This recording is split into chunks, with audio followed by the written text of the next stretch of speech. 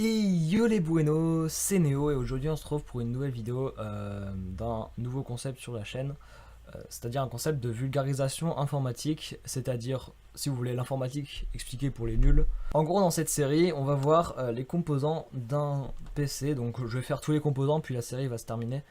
Vous l'avez deviné, je pense. Et donc aujourd'hui, on va faire les disques durs, une des pièces essentielles d'un ordinateur. Et on va voir aussi les SSD qui sont l'ennemi du disque dur. Donc pour commencer, un disque dur, au point de vue physique, c'est un ensemble de plateaux des plateaux sous forme de CD, si vous voulez, mais c'est pas du tout ça, on va voir à ça après. En fait, ils sont recouverts d'un matériau magnétique qui permet d'enregistrer les données. Un disque dur, ça tourne à peu près de 0 à plusieurs milliers de tours par minute, c'est-à-dire ça va assez vite. Donc ces plateaux et tous ces mécanismes, ils sont enfermés dans une coque étanche qui isole de la moindre poussière, parce que la moindre poussière, ça peut casser complètement le disque.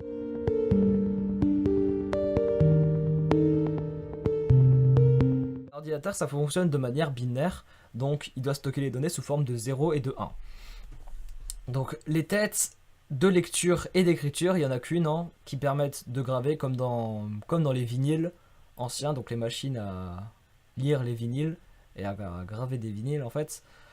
Les têtes de lecture sur un disque dur, elles sont capables de créer un champ magnétique qui permet de polariser la surface du disque, donc en une toute petite zone, donc une petite bosse ou un petit creux si vous voulez, donc c'est pas ça vraiment, c'est juste un plus ou un moins, donc qui sera compréhensible par la tête de lecture, qui va transmettre ce message à un convertisseur analogique numérique, CAN.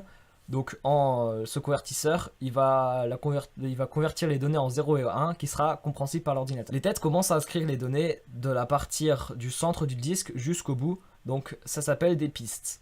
Et l'ensemble de ces pistes sur un plateau, ça s'appelle un cylindre. Le taux de transfert d'un disque, c'est la capacité qu'ils ont à envoyer et à écrire des données. Donc ça s'exprime en mégaoctets par seconde. Donc les mégaoctets font partie de la famille des octets, c'est-à-dire octets, kilooctets, mégaoctets, gigaoctets, téraoctets. Mais ça, je pense que vous connaissez quand même. Le temps de latence, donc qu'on appelle aussi délai rotationnel, en fait, c'est le temps où le disque trouve la piste et le disque trouve les données. Le temps d'accès, c'est le temps que la tête de lecture met à chercher les données dans une partie de disque, donc les données qu'on recherche nous. Voilà, maintenant que je vous ai montré le gros du disque dur, je vais maintenant vous parler de son pire ennemi, le disque dur SSD, ou alors appelé mémoire flash. Donc, SSD, ça veut dire Solid State Drive, c'est-à-dire la traduction en lecteur à état solide, joli.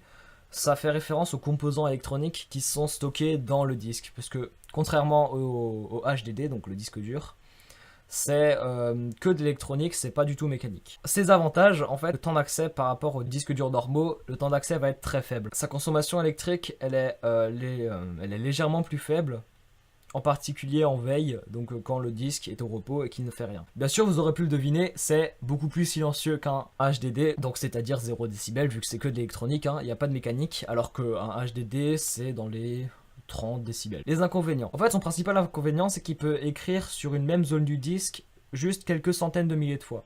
Donc vous pouvez vous dire, oh là là, c'est vraiment beaucoup, 100 000. En fait, non. Parce que si ce SSD est utilisé en termes de mémoire virtuelle ou de log, il va être très rapidement surchargé et donc il va pas faire long feu, c'est-à-dire 3 ou 4 mois. Les puces. Dans un SSD, en fait, tout doit être régi par une seule puce, donc il en existe deux types.